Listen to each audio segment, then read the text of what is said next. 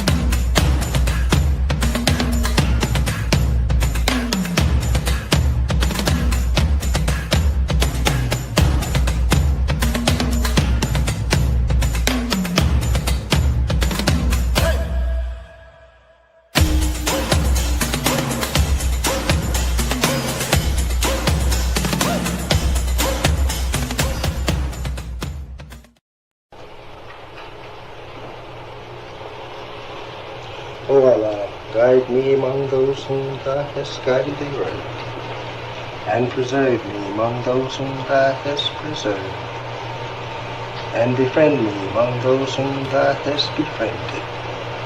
Bless me in whatsoever Thou dost grant me, and deliver me from the evil of what Thou hast judged. Surely Thou judgest, and none can judge against Thee, and he whom Thou befriendest is not disgraced.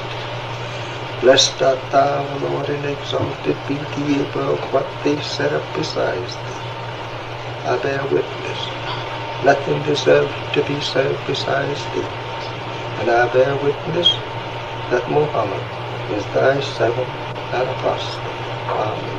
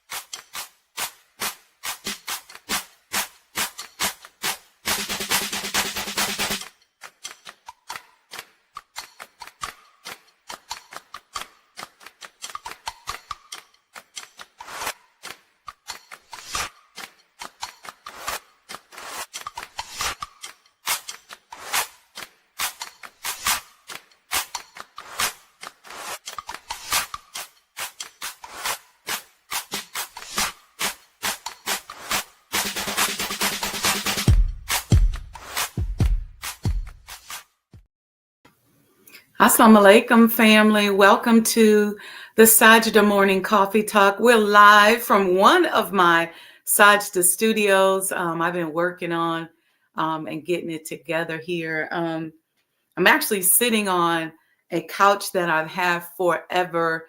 And one of these days, I'll tell you all the whole story behind this couch. But suffice it to say that the couch is very near and dear to me. I've actually had it covered. It used to be brown. I actually slept on this couch many, many years ago when I didn't own a bed. And so I carry this couch with me everywhere I go.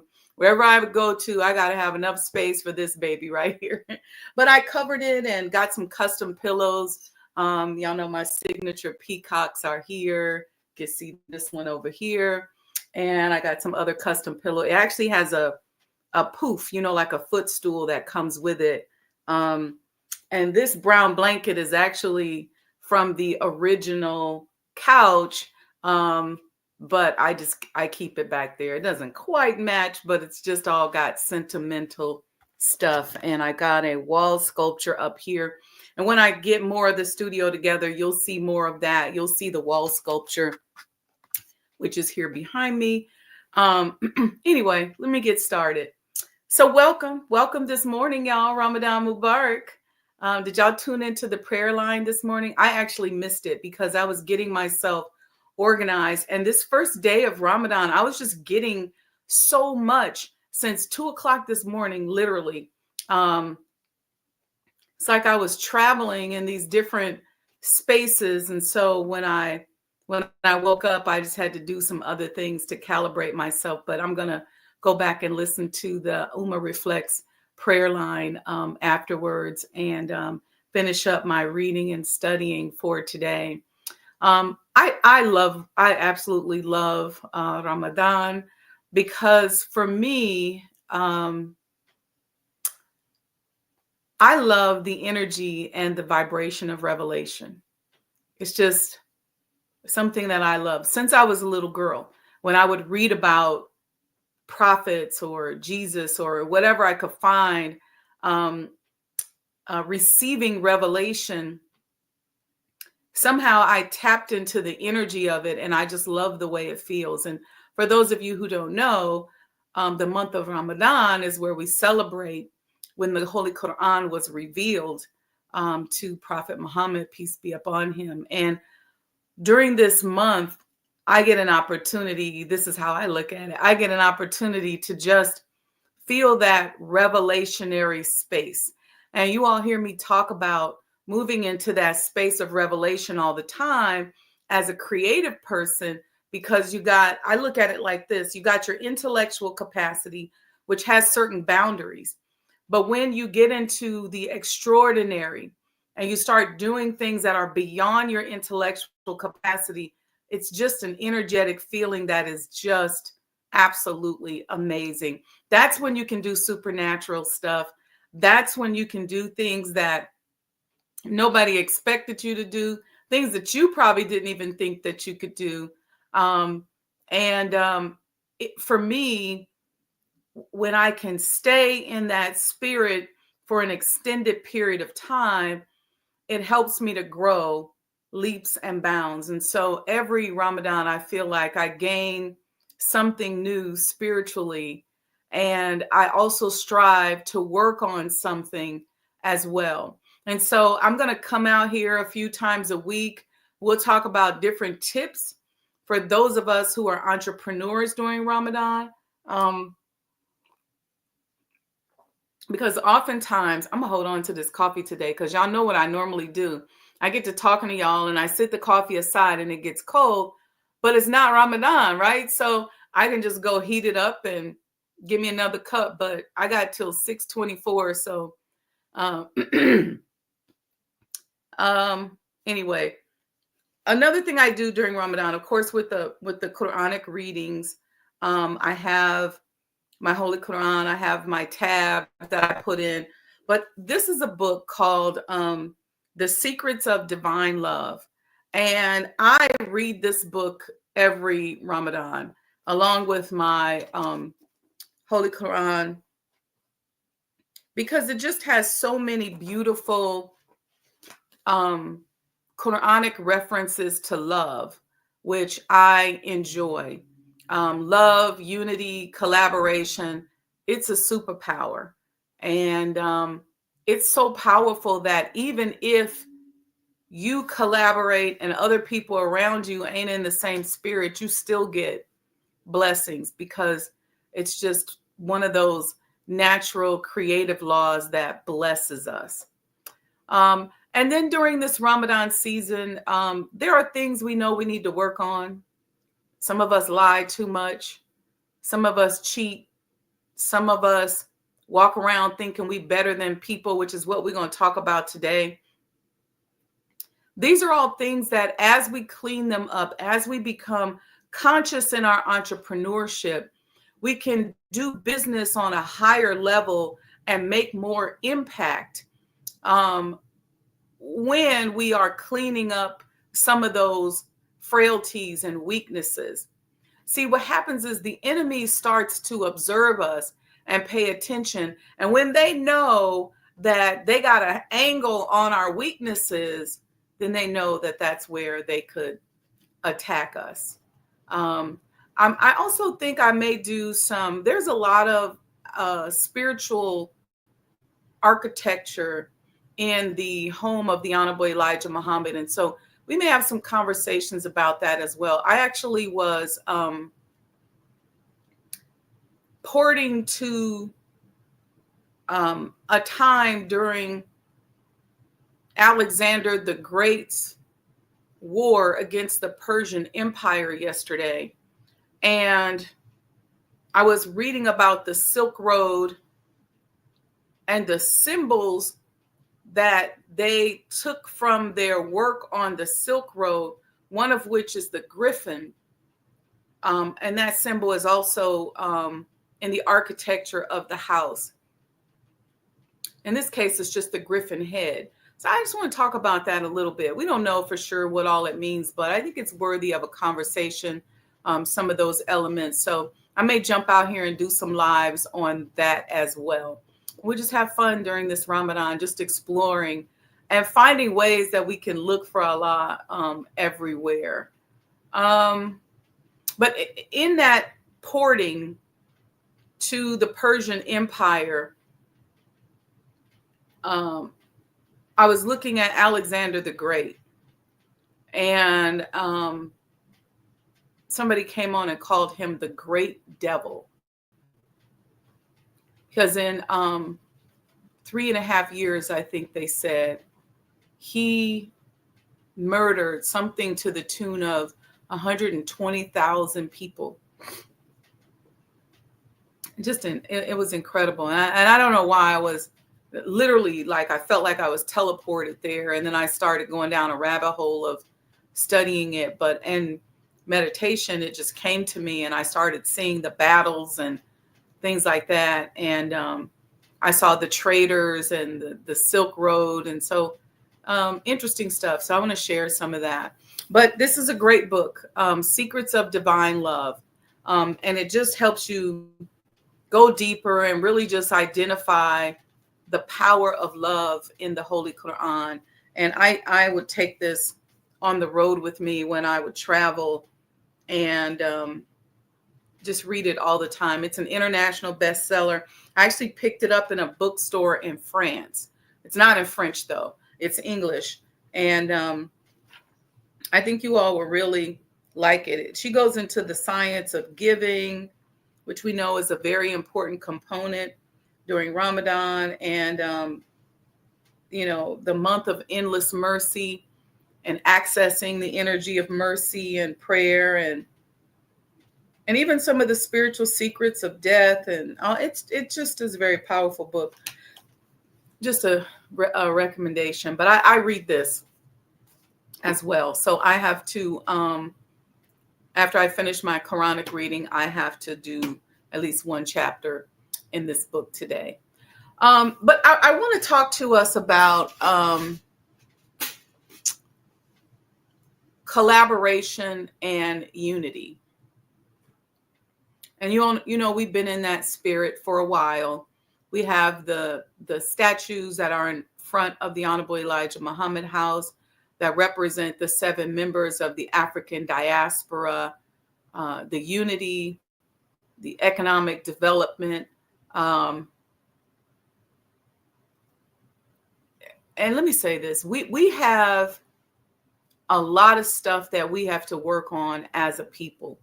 We unfortunately, or fortunately, however you see it, don't have the luxury to say, I'm just going to work on improving myself, or I'm just going to work on, you got to think about economic development, because there's no spook God. What you need to sustain yourself is not going to just fall out of the sky. And if you're not part of an institution that guarantees you a certain income for a lifetime, you got to figure out how to do this thing and be a Muslim at the same time. And so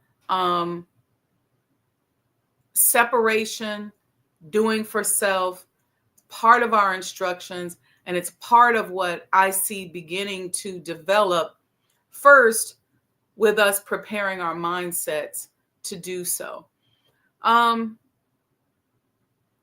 I know we usually keep things kind of toned down and calm, but I think it was yesterday, my mother sent me a clip from Pastor Jamal Bryant, whose father, by the way, was part of the Boston Seminary gathering that came to the Honorable Elijah Muhammad's house in the 60s, that were escorted there by the Honorable Minister Louis Farrakhan, along with Reverend Tolliver from the city of Chicago. And he snapped when he was talking about things we need to work on. And so I want to play this because I think what happens to us a lot of times, especially to us spiritual people, we get pious, and our deceptive intelligence, it really becomes deceptive. We really think that it's guiding us to do certain things, but it's really deceptive intelligence. So this whole concept of Willie Lynch, and my good sister, homie, Sister Naseba, made a speech, and I'm going to post it, where she said, the jig is up, Willie. We got to make sure that Willie's jig is up, because we're still in this concept of thinking we better than the next person. Sometimes people will literally hang around you and dissect you. Sometimes you can feel them dissecting you because they're trying to find pieces of you that they can utilize and compare to something inside of themselves and say, I'm better than her, or I do better than this. Or sometimes they just looking for an excuse and a reason not to like you. So this is all Willie Lynch. And it's funny to me because you can dissect me all you want.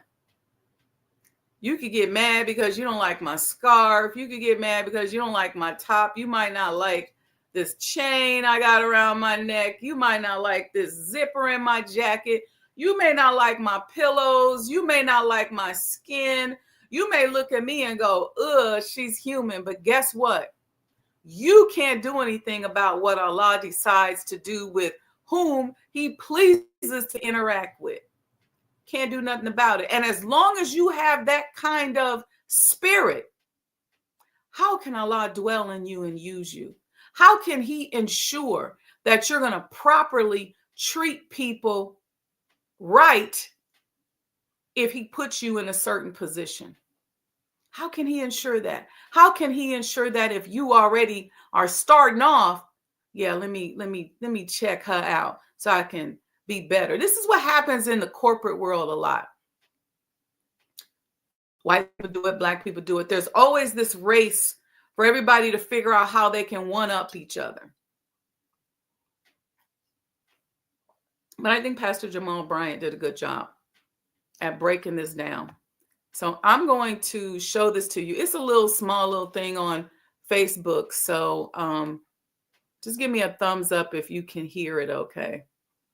I need y'all to hear this. When black people spend at Target $29 million a day,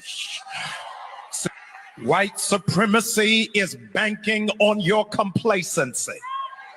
They are banking on you being so complacent about your car, your bag, your shoes, that you don't see the whole community is imploding around you. That's why Target, Walmart, McDonald's, Ford, Lowe's is about to have a wake-up. Because whenever it is that black people organize and mobilize, there is nothing that we go after that we don't succeed in. I'm telling you, the only weapon they got against us is division. As long as we fight each other and do not walk together, we are always going to be defeated. Look at us with your crazy self, fighting over who's an Omega and who's a Delta. And if you ain't that, you talking about you need to renounce both of them. Look at you fighting over who Baptist and who AME. Look at you fighting about who in the suburbs and who in the city. Look at you fighting over who light skin and who dark skin. Look at you fighting over who got a weave and who natural. With your silly self, you better get yourself together and walk together, children. I need y'all to hear this. When black people... I'm not going to play it again because I just wanted y'all to hear that. But he snapped. That's attacking Willie Lynch right there. That's like telling Willie Lynch, go sit down, have several seats. And these are learned behaviors. Let me give you an example. When you're in the corporate world, oftentimes, and for me, I come out of the corporate finance and accounting world, and it's a good old boys network, at least when I was there. There weren't a lot of people that looked like me. There weren't a lot of women. And so there was always this battle with the white counterparts, usually men, over who knows more, who's better, lots of condescending language, text messages and emails, and just to the point where the stress levels are so high that it just gets irritating and almost difficult to do your job. And I remember having to focus on what I was learning, what I was doing, but every single thing was always getting challenged, right? Where here they come. Well, why does she do this? Why does she do that? It'd be like every morning you get to the office and you turn on your email, and here they come, flooding the emails, and this person copied and CC'd, and maybe this person left out, and all the drama and email games that they would play. And you get in this environment, and what happens is, in order to survive, you have to figure out how to play the game. But when you then come over to your own business, a Black-owned business, or a spiritual-based business, maybe a nonprofit where you don't necessarily got to act like that, a lot of times people still act like that. They're combative. They don't know how to port the behaviors that are good and leave that bad stuff over there. So there's a lot of combativeness and negativity and pushing and pulling. And it's like we bring the Willie Lynch home, or we bring it into our own personal organizations. Who's better than who? I remember when I first acquired the home of the Honorable Elijah Muhammad, I can't tell you how many other sisters looked at me and said to my face, why you? And I said, things like this don't just happen like in one incident. Allah is so magnificent that He's putting puzzle pieces together for years, decades, leading up to a particular point in time. So while you might be thinking, why you now? What you probably needed to say is, why you 30 years ago? Or why you before you were born? Because he lays it out like a master chess player.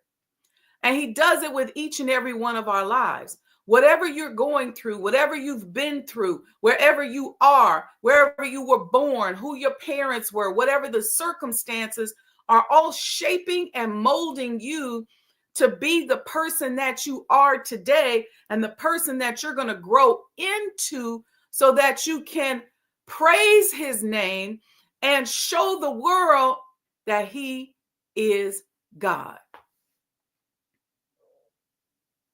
So when you open up that multi-million-dollar business and you're helping all of these people, you're introducing those much needed goods and services into your community, and somebody thought that somebody like you would never be able to do something like that. Guess what? You showing the world that there is a God. When they see you and you a single mother, or maybe you've been out here doing some things that you know weren't representative of yourself, but you turn that thing around and you tap into the mercy and grace of Almighty God Allah, and you turn that thing all the way around. And they looking at you going, how did they do that? Because I knew her back then when. You can walk with your head held up high and know that God is with you. And that very person that's looking at you saying, why you? Or let me dissect her. She a little fat. She a little short. She don't really look the part. All that judging, all that dissecting, the amount of time that you spend dissecting and responding is what is preventing you from tapping into the secrets of divine love, the power of divine love. So I want us to take this Ramadan season and extract Willie Lynch from our personalities. Because see, we all got that one thing or two or three. But let's start with one. That's in our personality, that's from that whole Willie Lynch psychology that we practice to this very day. I don't like this person because of their age. I don't like this person because they light skin. I don't like this person because they dark skin. I don't like this person because they from Texas. I don't like that person because they from Kansas. I don't like this person because they always seem like they had a silver spoon. See, you don't know and you can't own a person's experiences and how God decided to develop them so that he could express himself through them. You can't, you don't own how Allah decided to make me. So when you judging, when you sitting there being judgmental, well, how could she be this kind of person and she don't even wear a hijab? See, you get caught up, you splitting hairs. God ain't got time to be splitting hairs with you. He's making something today. He's making himself known today, and he's making people who will obey him and be obedient to him so that they can help him to make himself known. So when we start talking about doing for self, and those of us in business and that are entrepreneurs, we out here are the early vanguard of those who are not going to tap into these old business models and do things the way that the status quo is doing them. We're figuring out how to be conscious entrepreneurs, how to become who we need to be so that we can step in and have the effect on our communities, on our lives, on the business world that we desire to have, so that God, in fact, can flow through us. We're working on becoming a conduit. Years ago, when I first started this podcasting, let me see, it was probably 2005 or 6. And I was blogging and podcasting from my second bedroom in an apartment I had in the West Loop in Chicago. Is that where it was? I think that's where it was. But I had an office and I turned it into where I would blog and do podcasts and I would write and things like that. And I remember saying a prayer and I said, Allah, help me to be your conduit. Use me for what it is you want to use me for. I'm yours. I know I'm not perfect. And I'll work and I'll strive to be better. I'll strive to grow, to be to the best of my ability. But use me. That's what I want. Because I was deep in the corporate world. I was fighting that fight. I had fought my way from not having anything. I told you I used to sleep on this very couch right here when I didn't have a bed.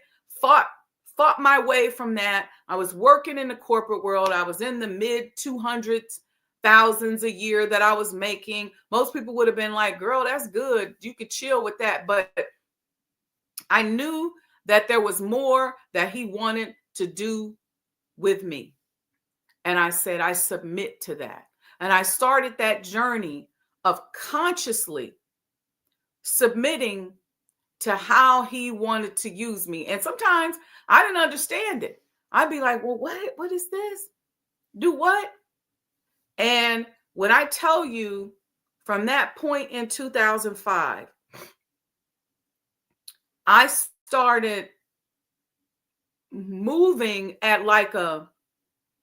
it's like time collapsed, moving at warp speed, getting certain levels of experience that I never would have even imagined that I needed or wanted because I didn't even know they existed. And I started blogging and documenting. That's how this show and all of that came about, because I was moving at warp speed and learning so fast, but I just kept myself submitted and asking, use me, use me. And I started having whirling experiences in prayer and meditation. So it was like I was whirling through the world so fast that I really couldn't catch myself. And each year during Ramadan, the whirling would accelerate.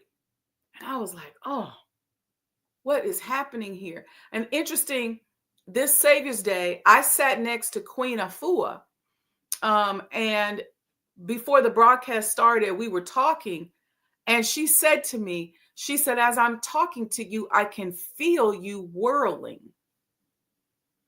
And I said to her, I said, I always feel the way God gives me stuff as I start whirling internally. So it's one of the reasons why I want to learn how to become a whirling dervish, because I whirl literally. And sometimes even just this morning, I woke up about 2:15 and I was just whirling. And what I learned was when you submit to the way that Allah is bringing information into you, you don't get dizzy and you don't get sick. But if you try not to pay attention, you'll get dizzy and get sick. So what am I saying? And I'm going to go to the comments. I see you all with lots of comments. Please put some comments in there, questions, hit the super chat button, make a donation, because inshallah, I will give you some information during this Ramadan season that will help you focus on something that you need to eradicate. If you know you be talking about people all the time, if you know you curse too much, if you know you be gossiping too much, if you know you really don't pray like you're supposed to, if you know you don't really eat like you're supposed to, if you know there's all these things that you need to be working on, let's pick one and focus on it during this Ramadan season and see if we can eradicate that. You would be surprised by eradicating just one of those things. I mean, all of it obviously needs to be eradicated, but if we focus on one thing at a time, you'd be surprised at how your life will elevate after getting rid of that one thing. It's like being sick. If you're carrying a lot of weight, a lot of excess weight, and your sugar levels are up, your blood pressure's up, your cholesterol levels are up, you're finding yourself with gut issues or immune system issues, always catching a cold and stuff like that, and then you drop those 25 pounds, you're going to see a regulation probably in your blood sugar, your blood pressure, your cholesterol levels, your heart rate, especially if you start moving and walking. You're going to see some of that start regulating. Because when we live in that diseased process or state for a long period of time, it makes us susceptible to viruses, to viral illnesses that become cancerous. It's the long-term exposure to it, the long-term exposure to the trauma that causes the other diseases. Well, the same thing happens spiritually and mentally. So long-term exposure to lying, stealing, killing, or whatever it is that we're doing, gossiping, hating on people, long-term exposure to that is going to create certain traumas that will lead to certain mental illnesses. Okay? So we want to let's work on one thing. If there's that one thing that you know you need to do, and most of the time, that one thing that will change your life is hidden behind a trauma that you've made a God. So in other words, somebody hurt your feelings, somebody did something to you, somebody messed you up, somebody made you feel a certain kind of way. It created a trauma. And then as a result of the trauma, you created a rule in your life. And you are living your life according to that rule because you're scared, because you don't want to be hurt again. You don't want to go down that road again. You told yourself, oh, I will never. Usually behind that is where you need to fix something and you need to heal. So let's take this Ramadan and find that one thing that we need to work on that we could drop. It might just be being critical. It might just be being negative. I don't know what it is for you, but use this time to elevate, to grow. Get this book, like I told you, Secrets of Divine Love. I read this every Ramadan because I love love. I love divine love. I love the way Allah loves us. I love being in the favor of Allah. And so I'm always looking for Allah in every single way. And so I want new places to find him. I want new ways to look, new ways to express. I want to tap into the secrets of that divine love, because one of my goals is to help each and every person that works with me on my platform, that comes to the museum, to gain access to tools and strategies that will help them have a better life, become happier, healthier, wealthier, and experience more love. That is my life goal at this point. Point being is this Ramadan season, let's take time, conscious entrepreneurs, to come up out of this season renewed, revived, better, smarter, more committed to doing for self, being less dependent on someone else to do for us what we could be doing for ourselves. Let's make a commitment to that. And when you find yourself being a little bit more independent, a little bit more aligned with the divine creative energy that is flowing through each and every one of us, more conscious of it, more focused on it, we will find ourselves being more successful. Our lives will be better. Our health will be better. We'll be better leaders. We'll interact better. And as entrepreneurs, we'll introduce better products into the community. We'll do better service for our clients. More income levels will open up for us. Why is that a blessing? It's a blessing because you can give more in charity if you got more flow. You can access more options and choices if you got more flow.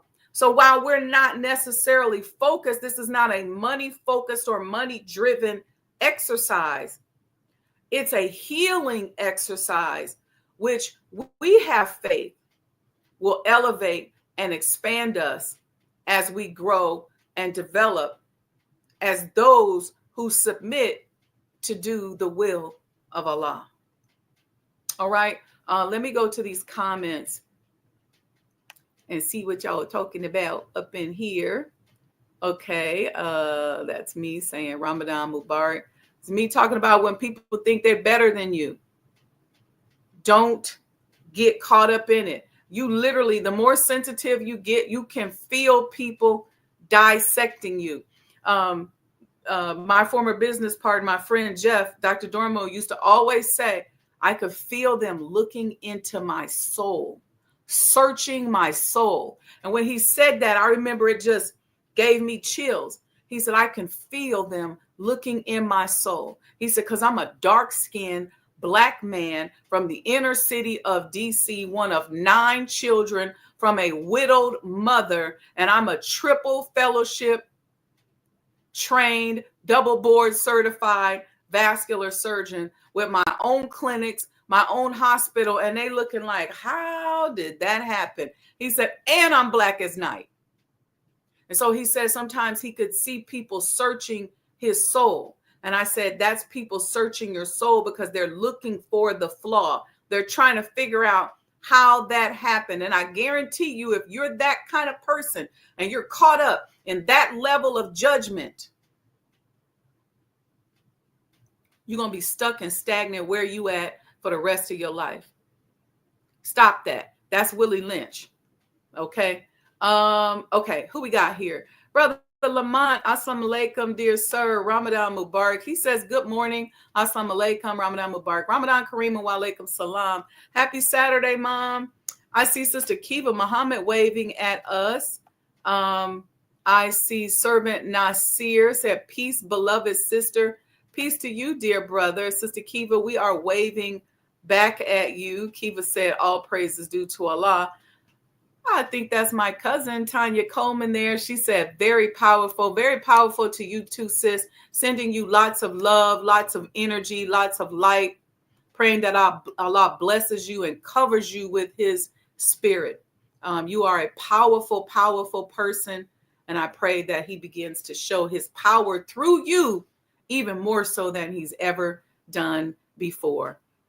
Sister Monica, assalamu alaikum and Ramadan Mubarak, praying all have a blessed Saturday. Hey there, Sister Monica. Wa alaikum salam, Ramadan Kareem. You know, the interesting thing about Savior's Day is we get so busy, and it was so many of you that I know you from the podcast, and y'all will come up to me and give me your handle, and I'll be like, oh, hey. But I just didn't really get a chance to really talk to everybody the way I wanted. So I'm hoping we can have some smaller sessions, some Q&A. You all can come up to Chicago and we could just talk, because I really, really appreciate this family and this circle that we've been developing.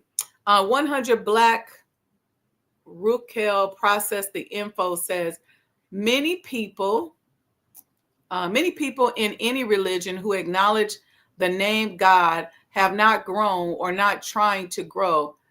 They are only associated. Well, that's possible, but I don't want to cast that type of energy. And I let me say this, 100 Black Rook. What happens is oftentimes when we decide that we want to become spiritual or we want to become religious, once we join the process, sometimes we stop and we get stuck at a certain level.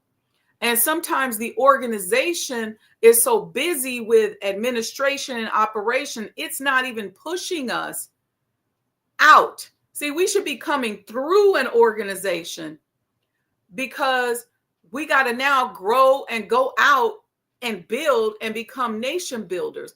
But what happens oftentimes to a lot of us, we kind of get stuck and we get stagnant. And then we get mad because we're stuck and stagnant because we've been sitting somewhere for 30 years or 25 years with not a lot of outside experiences. So what happens is we become out of touch. We become out of touch with ourselves, and we become out of touch with the world and the community. And so what we want to do as this group here is be an ambassador and a person that helps people grow and develop, to acknowledge and accept who they are and where they are. Because maybe sometimes sitting up in the church for 25 years or sitting in the mosque for 30 years in the same position, maybe it saved your life. And then maybe now it's time to grow. So I wouldn't be that accusatory, although you're not saying anything that's not true. I'm just giving it a different tone. All right. So thank you, though, for that comment.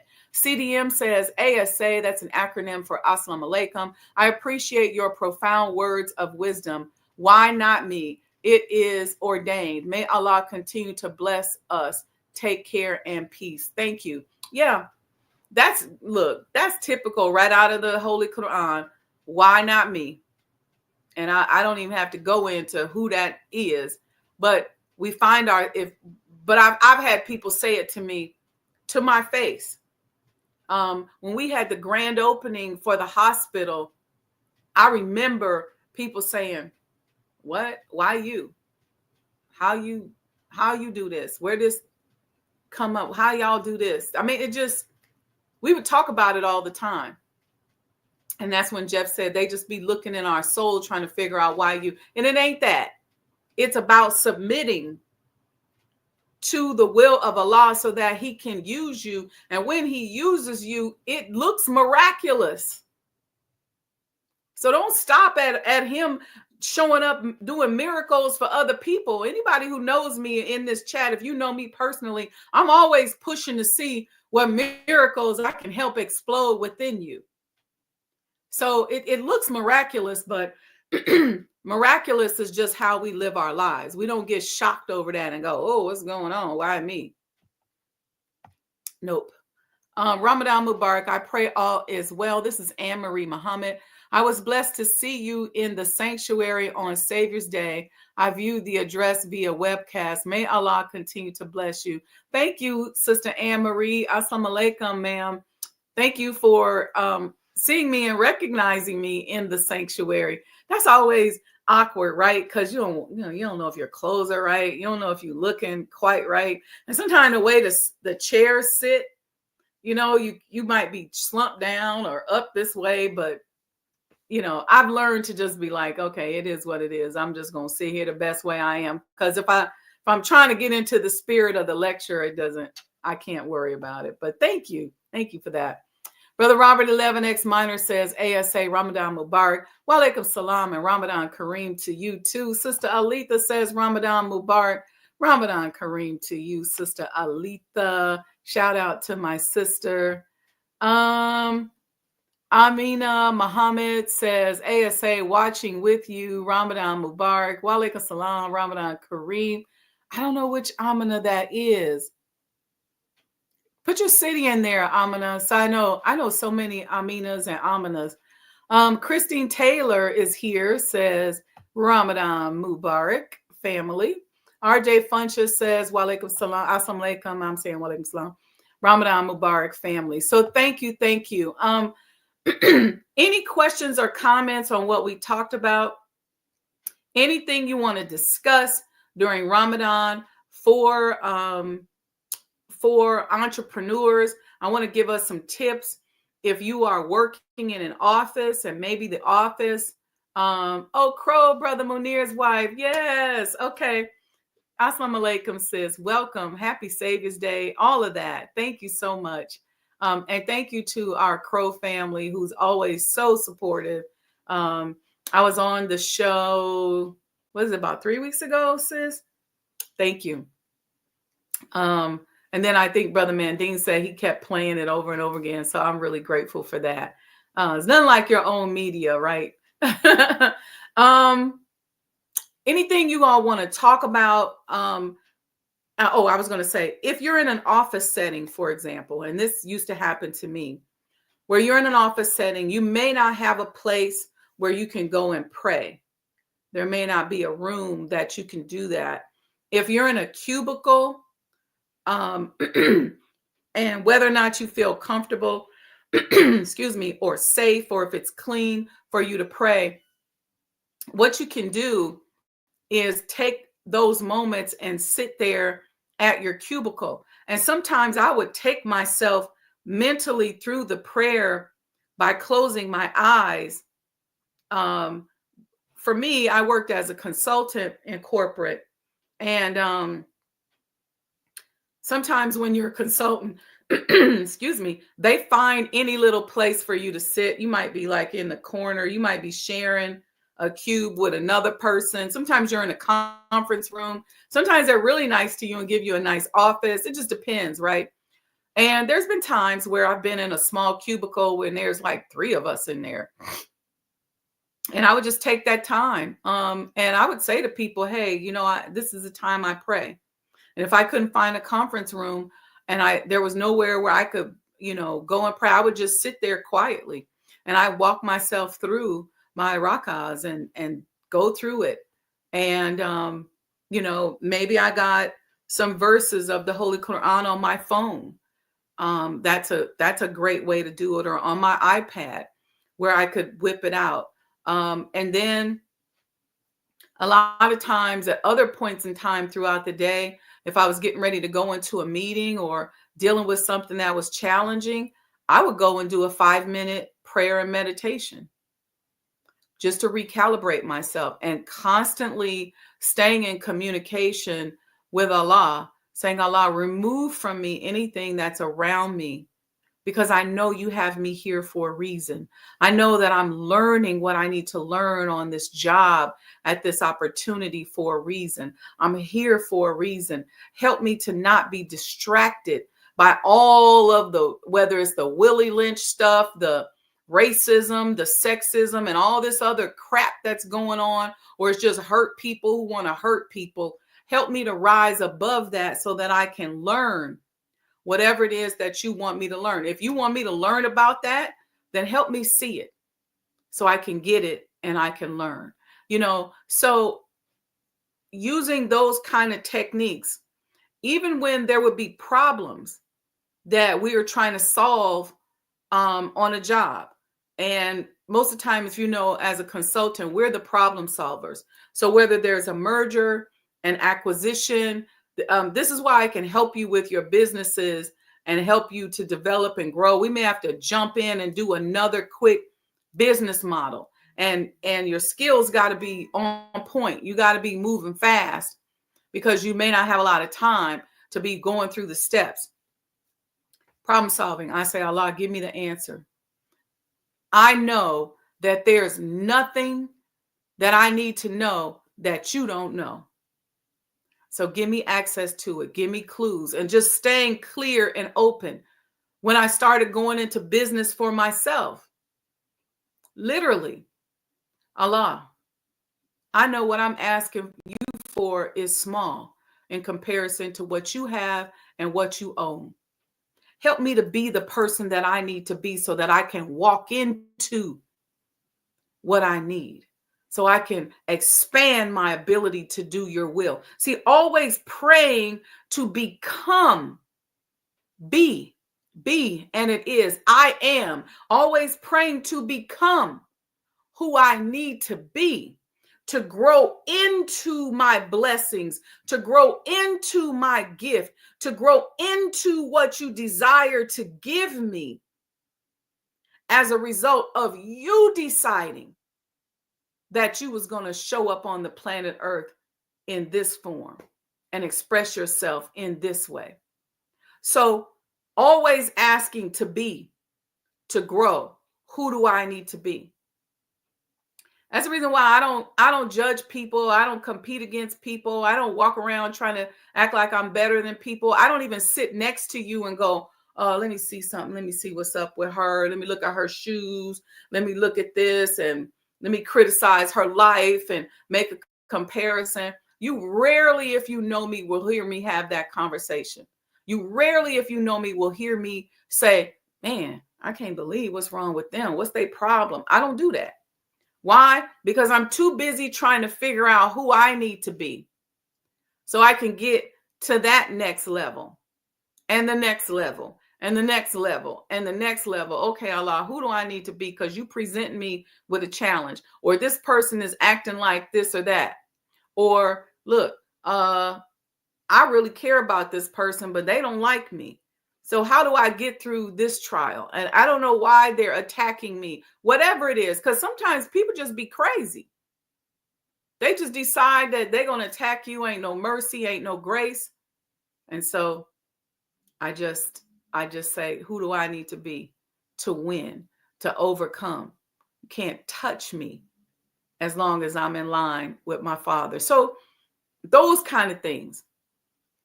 We're going to talk about that during this Ramadan season for those of us that are entrepreneurs. How do we come out of this season better? So we can grow businesses better. We can do a better job with separating. We can have peace in our lives. We can become happier, healthier, wealthier, and experience more love. What do we need to do? All right. Nana Kose Ventures, welcome, welcome, says, good day, Sajdah. Good day to you as well, sir. So thank you all. I'll work on the schedule of what we're going to come out here and talk about. Please don't hesitate to go on social media, make a comment about something you may want to talk about, something that you're dealing with as an entrepreneur during this Ramadan season. And make sure you're doing your reading. That's going to help you. That's going to help you to stay focused. And your prayers. Okay. Great articulated, music to the ears. Thank you, sir. All right. So if there's nothing else, I just want to remind you all that if you need services, business development services, coaching services, a lot of times you all say, hey, during Ramadan, I just need special coaching. Well, if you book me for a session, I will give you one for free. And so we'll coach and do some coaching and training for us as entrepreneurs during this Ramadan season. I want you to remember that during Prophet Muhammad, peace be upon him, during that time, Islam was spread through trade and commerce. And so we play a very important role in the establishment, not only of Islam, but in the establishment of peace during these days and time. Right now, what are we talking about? Economics, the economy. Most times people don't even get mad at you until you start talking about business. They don't care what you do. You could be talking about music. You could be talking about art. You could be talking about cars. But start talking about business and see how many people come out of the woodwork on you. See how much they change. They'll go from, oh, I like her. She's really cool. That's my bestie, to all of a sudden, yeah, I don't like her no more. People get upset, but it's okay. Anybody that can go from anybody you dealing with that has like a love-hate relationship with you, you got to know how to deal with that. You got to know how to put certain boundaries around that person, because a lot of times when you love someone, they have the ability to penetrate you in a way that a person that you don't love can penetrate you. And so you have to guard against that. You have to protect yourself against that, because what you don't want to do is go to sleep and not realize that this person's about to stab you in the jugular. Okay. Anyway, family, Ramadan Mubarak. May your first day be blessed. May you have peace. May you heal. Please stay close, because we're working on some additional events and a lot of things for this year. I have so much that I got to get up out of me in 2025 that I think I could keep us all busy. Okay, and all making some money. So again, if you want to book me, go to booksajdahwendymuhammad.com. If you buy one session, we give you a second session for free. We can do money psychology. We can do emotional intelligence. We can do business development. We can just do mental strategies. If you want to figure out where your blockages are and what's hindering you. If you say, man, I really thought I was going to make $100,000 this year, but I'm only making 50,000, book a session. We'll help you figure out what's blocking you and where that blind spot is. Maybe you're saying, I got this business, but I just can't seem to get it off the ground. We'll figure that out. Let's do that. Make sure you support Sajdah Enterprises. Go to Cash App, Sajdah Enterprises. Thank you. Thank you to all of you who have done so. If you say, hey, I don't really have much, I can give $25. Look, $25 helps. You know why? Because it may pay for copies. It may pay for a distribution of something. $25, $50, $100. Go out there, Sajdah Enterprises, Cash App, and support the movement, support the network. And if you want to become a sponsor for any of our events, you can do that. If you want to become a sponsor for the Honorable Elijah Muhammad House Museum, you can sponsor a room or events as well. We got lots of opportunities for you to participate. And I've got some bigger stages that I'm going to be on this year in 2025. So we're going to get more exposure, team. All right. I love you all. I wish each and every one of you more goodness than you've ever experienced or imagined. And I pray that Allah blesses you this Ramadan season with peace, love, so you can become happier, healthier, wealthier, and experience more love. And what we're going to do next time, we're going to do a prayer for each other, a little prayer and meditation. And so when we get off, I want you to stop for a minute and pray for each and every person. Look, pray for me. I accept prayers. But pray for each and every person that's in our circle, that we're working together just to do more in this life. Okay. And please stop being so critical of each other. Please stop being so daggone mean. You're not going to get nowhere being that mean. It's only a matter of time before that disease of meanness becomes a virus that will become a cancer, and you're going to create a mental illness, or you're going to have some kind of issue in your life that you can't come back from. And you're going to find yourself circling the drain all because you just hell-bent on being mean. All right, I'm out of here, y'all. Peace be unto you. Ramadan Mubarak.